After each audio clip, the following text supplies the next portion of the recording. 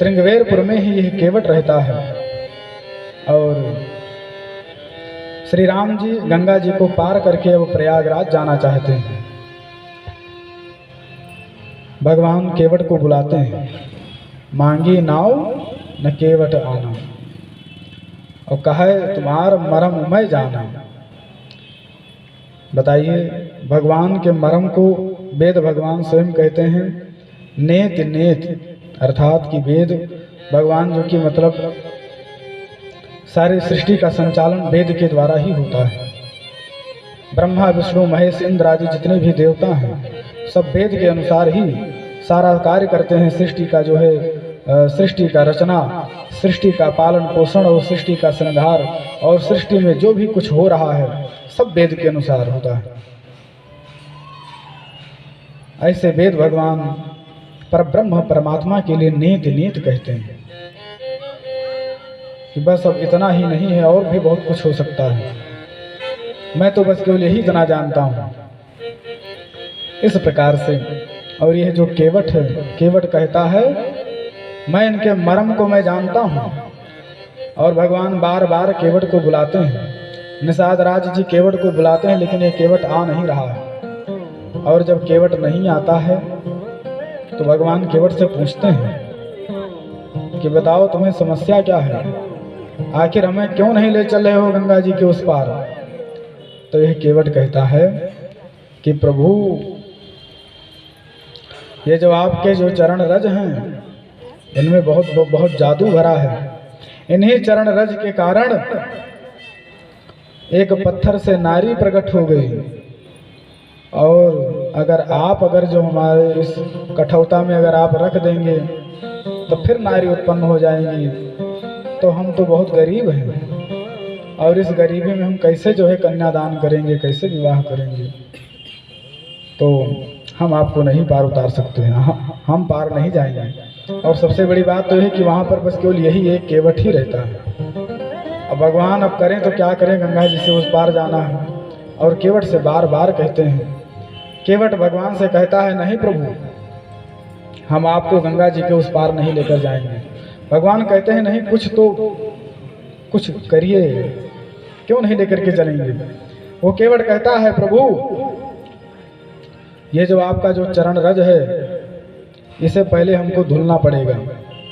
जब आपके चरण में जब धूली ना लगी रहे, आपका चरण बिल्कुल स्वच्छ रहे, तब हम फिर आपको नाव में चढ़ने देंगे। भगवान कहते हैं अच्छा। केवट भगवान का बहुत बड़ा भक्त है, और इसके पूर्व जन्म की बहुत सुंदर कथा है।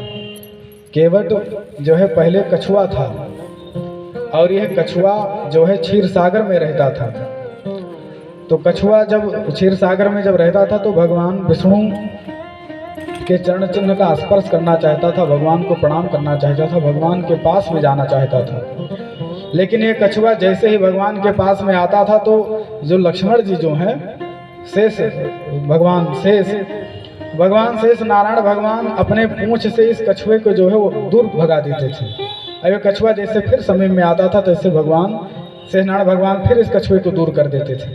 तो यह कछुआ भगवान के पास में पहुंच नहीं पाता था, और जब यह कछुआ भगवान के पास में जब नहीं पहुंच पाता था तो इस कछुए को बहुत दुख होता था, बहुत कष्ट होता था। आज इसे मौका मिला है भगवान के चरण कमल को पखारने का और चरण स्पर्श करने का, आज इसे सौभाग्य प्राप्त हुआ है। तो यह केवट कह रहा है आज मैं जब तक चरण नहीं धुल लूंगा तब तक मैं आपको नौका पर नहीं बिठाऊंगा। और लक्ष्मण जी कहते हैं भगवान ये है केवट, और फिर ये ऐसा संवाद कर रहा है प्रभु आपके साथ। लक्ष्मण जी फिर चाहते हैं कि जो है पाद प्रक्षालन न करे, लेकिन यह केवट भगवान को देखता है, फिर लक्ष्मण जी को देखता है और भगवान से अनुनय विनय करता है। और केवट ये रो रहा है, और उसके बाद में केवट दौड़ा दौड़ा गया और कठौता लेकर के आया और पूरे परिवार सहित आया, और पूरे परिवार सहित आकर के कहा देखो आज हमारे यहाँ घाट पर कौन आया है। हमारे घाट पर आज श्री सीताराम जी आए हैं, श्री लखनलाल जी आए हैं। हम लोगों का कितना बड़ा सौभाग्य है, सब लोग इनके घाट पर जाते हैं, आज भगवान स्वयं हमारे घाट पर आए हैं। और इस प्रकार से केवट कठोता लेकर के आता है और भगवान के चरण को उसी कठोते में रखता है और केवट रो रहा है और अपने अश्रुधारा से ही भगवान के चरण को पखार रहा है और अपना जीवन धन्य कर रहा है और अपने धन्यता की सराहना करता जा रहा है और भगवान की भक्ति भाव में डूबा हुआ है कि यही चरण चिन्ह है, यही चरण कमल है, जिन चरण कमल को भगवान शंकर अपने हृदय में सदैव विराजमान रखते हैं। ब्रह्मा जी सदैव अपने हृदय में विराजमान रखते हैं। अनेक भक्तगण इन्हीं चरण कमल का ध्यान स्मरण हमेशा सदैव किया करते रहते हैं और आज यही चरण कमल आज हमारे इन अंजलि में, आज हमारे इन हाथों में है।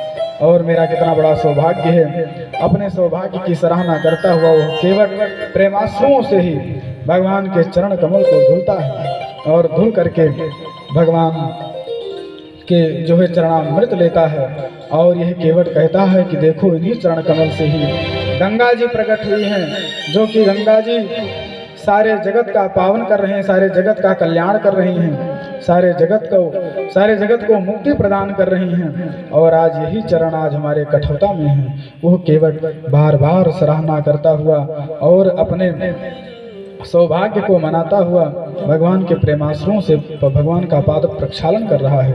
बोले श्री सीतारामचंद्र भगवान की जय। और उसके बाद में केवट भगवान को चढ़ाता है नौका में और कहता है प्रभु संभाल के पैर रखिएगा। और नीचे केवट नहीं रखने देता है।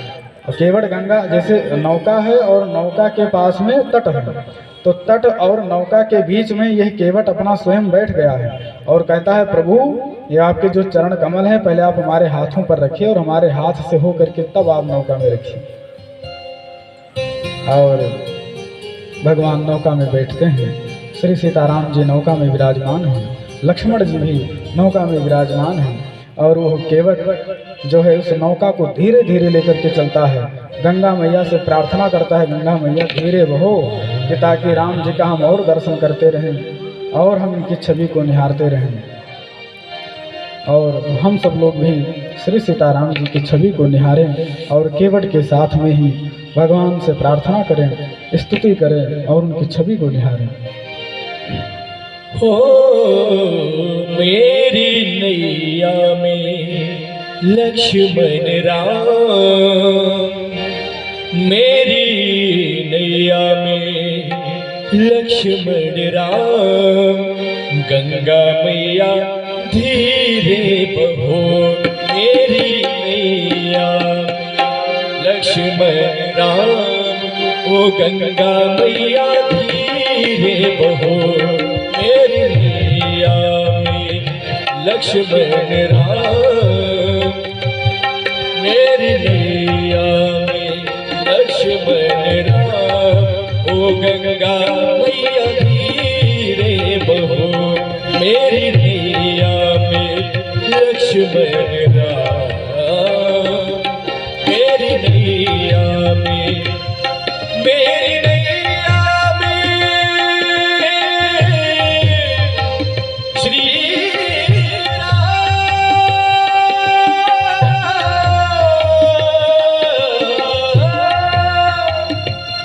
मेरी नैया में, ओ मेरी नैया में लक्ष्मण राम, मेरी नैया में चारों धाम, ओ गंगा मैया धीरे बहो मेरी नैया में लक्ष्मण राम, गंगा मैया धीरे बहो।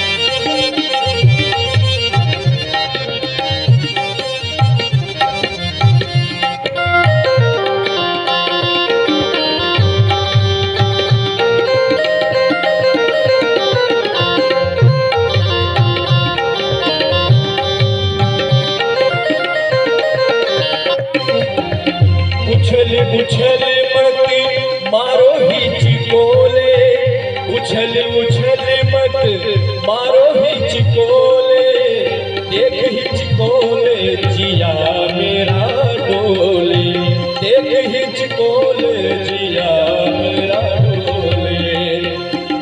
श्री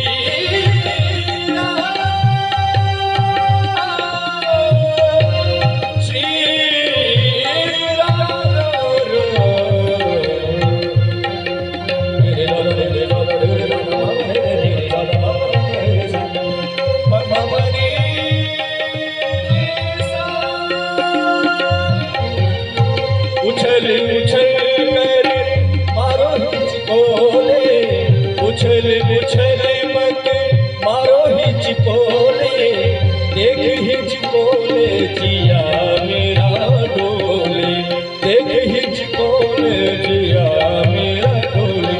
मेरी नैया में चारों धाम वो गंगा मैया धीरे बहो, मेरी नैया में लक्ष्मण राम वो गंगा मैया धीरे बहो, मेरी नैया में लक्ष्मण राम वो गंगा मैया धीरे बहो, मेरी नैया में लक्ष्मण राम वो गंगा मैया धीरे बहो, मेरी नैया में लक्ष्मण राम वो गंगा मैया धीरे बहो, मेरी नैया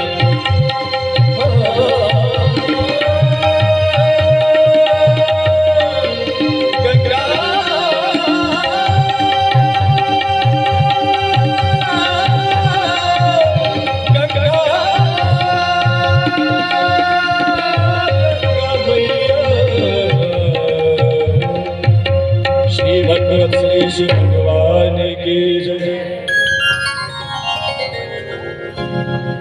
बोले श्री गंगा मैया की, श्री सीतारामचंद्र भगवान की जय। कहा जाता है कि दुर्लभ मानो तन मिला, दुर्लभ मानो तन मिला, मिला है धाम महान, मत खो भोग विलास में भजलो जय श्री राम।